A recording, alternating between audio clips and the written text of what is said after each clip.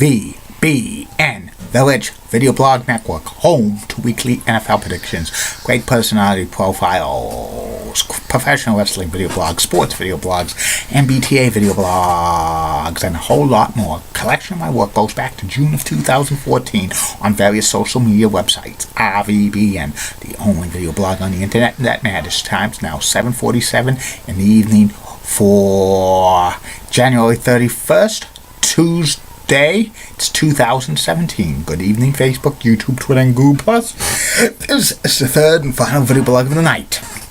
And it's 26 degrees out and cloudy. Some snow showers early in the afternoon and the evening. Overnight, we're going to get some more batches, anywhere between 1 to 4 inches. Some news to report on the RVBN Newswire.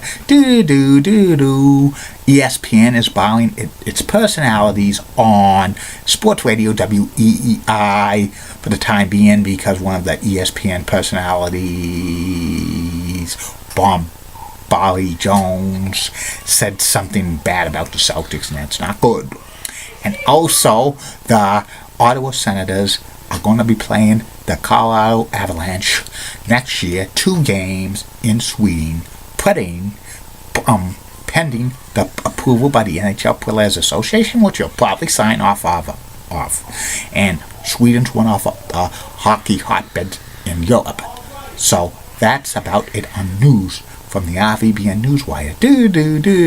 Be back in a flash with my third and final video blog subject of the night. Pump it up, pump it up, pump it up, pump it up, pump it up, pump it up, pump it up, pump it up. Get your exercise in.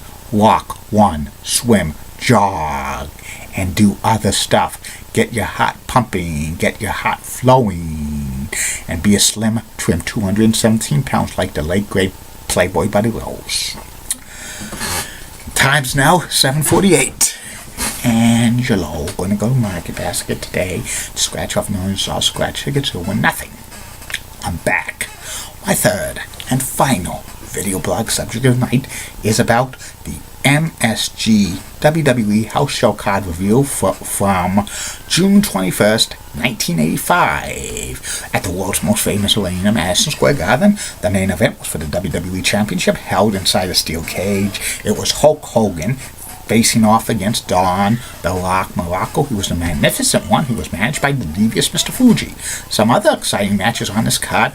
So let's get to the review. First match was it was Terry Gibbs facing off against Leaping Lanny Poffo, who was making his Madison Square Garden debut.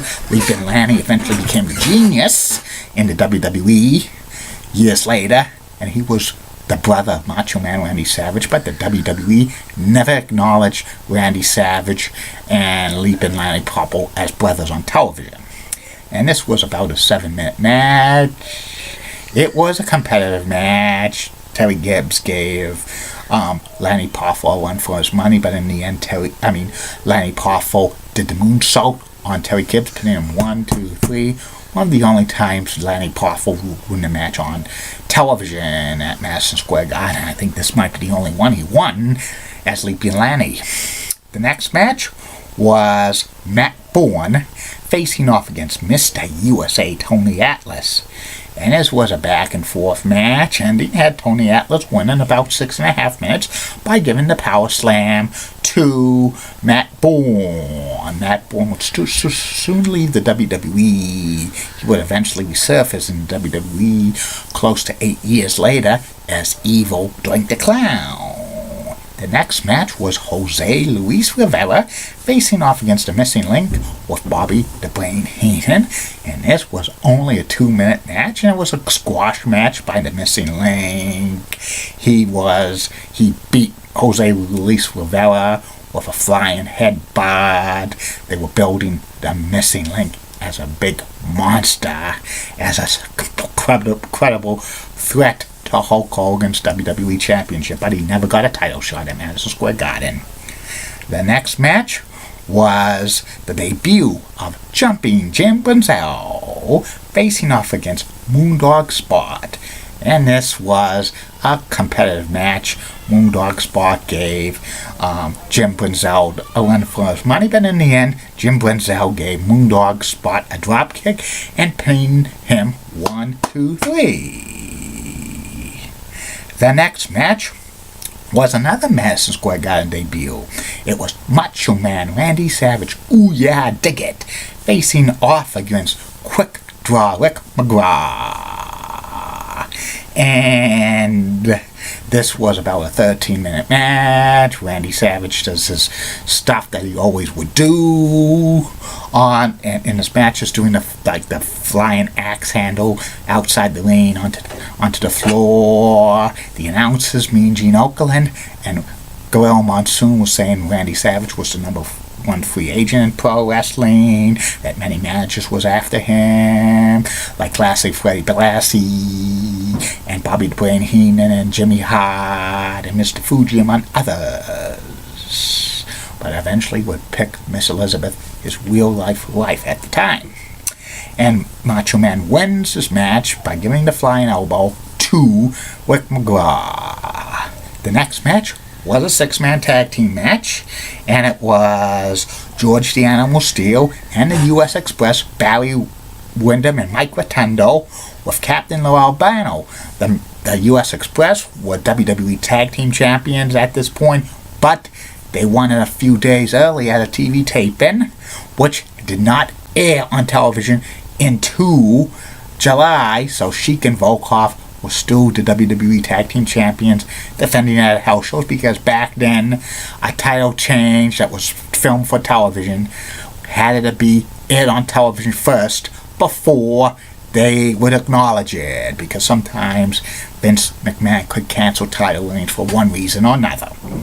And they faced off against Adrian Adonis, who was substituting for Ken Patera, who went to jail at this point, and Big John Studd and Bobby the Brain Heenan. This was basically a comedy match. It was, back and forth between Studd and Adonis and Windham and Rotundo and George Steele. The ending had George Steele chase Bobby the Brain Heenan around ringside with a chair. Bobby the Brain Heenan comes back in the ring, and George Steele hits the referee with the chair. You don't hit referees with chairs, and they disqualified the U.S. Express and George the Animal Steele, giving it to Adonis, Studd, and Bobby the Brain Heenan. Bummer. The next match was a women's match, and was a number one contenders women's match for the WWE Women's Championship, which was held at that time by Wendy Richter. It was Judy Martin facing off against Desiree Peterson, and it was a 16-minute match. It was a wild match. Halfway through, Judy Martin throws Desiree Peterson into the announce booth with Gorilla Monsoon and Mean Gene Okerlund, and the ending had Desiree Peterson roll up Judy Martin for the 1, 2, 3. The next match was Tony Garea facing off against King Kong Bundy with Jimmy the Mouth of the South Hut, his manager. And this was a 6-man match, but it was not a typical Bundy squash match. It was, Tony Garea even got some offense, and he even knocked down King Kong Bundy, took out his legs, but Bundy dominated and gave the avalanche to Tony Garea, and he pinned him 1, 2, 3, but he won at 5 counts, so 4, 5. It was a little bit of a scare for King Kong Bundy being knocked down by basically a preliminary wrestler at this point, but this was to build up King Kong Bundy as a monster heel. The next match was for the WWE Intercontinental Championship. It was the challenger, Ricky the Dragon Steamboat, facing off against Greg the Hammer Valentine, the WWE Intercontinental Champion at this point, with Jimmy Mouth of the South Hut in the Hammer's corner, and this was about a 14-minute match. It was a great match. It was competitive, back and forth. Ending had Ricky Steamboat knock out Greg Valentine onto the arena floor, and the referee counted 1, 2, 3, 4, 5, 6, 7, 8, 9, 10.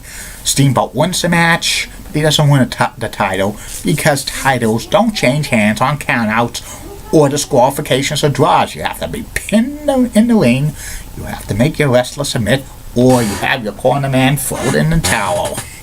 And afterwards, Jimmy Hart tries to beat up on Ricky Steamboat, and Greg Valentine does as well, but Steamboat cleans house. If, like, Tito Santana wasn't getting the WWE Intercontinental Championship the next month later, or if the Tito Valentine feud got over, I think Ricky the Dragon Steamboat and Greg Valentine would probably have a feud over the Intercontinental title, but it was never meant to be. The next match was Barry O, a preliminary wrestler who was the brother of Cowboy Bob Orton, the Ace, and his nephew is the Legend Killer, the Viper, Randy Orton, facing off against B. Brian Blair. And this was about a 8-minute match, competitive, because Barry O was the top heel, one of the top heel jobbers. He would have a lot of competitive matches, but in the end he would always lose. B. Brian Blair puts the sleeper hold on Barry O, and Barry O's arms go down for 3 times, making that a submission. And then the main event for the WWE World Championship held inside of a 15-foot high steel cage. It was the Magnificent One, Don Muraco, with the Divas One, Mr. Fuji, facing off against Hulk Hogan, the WWE Championship. And this was a trilogy to the match series at Madison Square Garden. Muraco won the first one by countout. Second one, Hulk Hogan won by disqualification. And the third one is like the blow-off. This was the same formula they used for Bruno Sammartino and Pedro Morales and Bob Backlund when the heel challenges, which were real good, have a 3-match series in a garden, and this was a continuation of it. And the steel cage match was, a typical Hogan defense. Muraco trying to leave the cage, but Hogan would stop him, and eventually Hogan would win the match by climbing the cage and retaining the WWE Championship. And that's about it on this house show card. I will be stopped doing these until February 13th when I pick up again. I'll be back tomorrow. Facebook, YouTube, Twitter, and Google+. There are only 2 video blogs. First video blog will be the return of the personality profile. Tomorrow's personality profile will be about the late great former professional wrestler Pez Whatley. And the second and final video blog of the night will be my take on global warming. Keep calm, everybody. I'm a Julie Budding Guy, Molly Wolf, brother of WCCLX and his nice legs.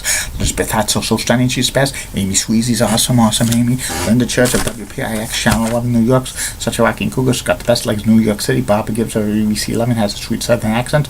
And Melissa of the Tilted Cute and Bella Roxon has nice legs. And in words of Sean, would you get out? Bye.